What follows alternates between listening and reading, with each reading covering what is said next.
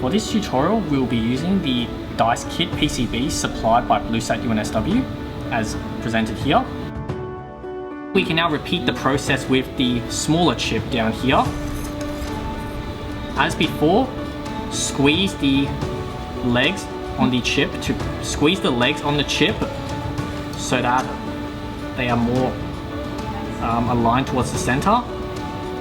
Once you've squeezed it enough, this particular chip doesn't have a notch at the top, but it does have this little dip here, which shines when you reflect it in the light. This particular chip doesn't have the dip on it, but it does have the shiny circle here. Then place the chip onto your board. Once again, if it doesn't go in the first time, squeeze the legs a little bit more.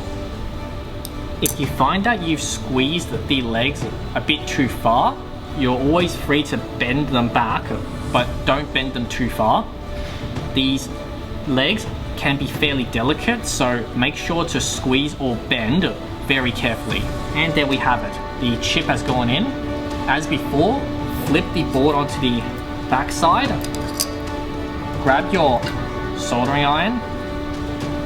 Grab your solder. Place the solder next to one of the chips and place the iron on the outside to touch the solder and gently push in. You can brush away any excess solder by gently flicking the iron on the pin and then wiping it in the metallic sponge next to your soldering iron. So that is one pin successfully soldered on our second chip. Let's now go ahead and solder the rest of the pins.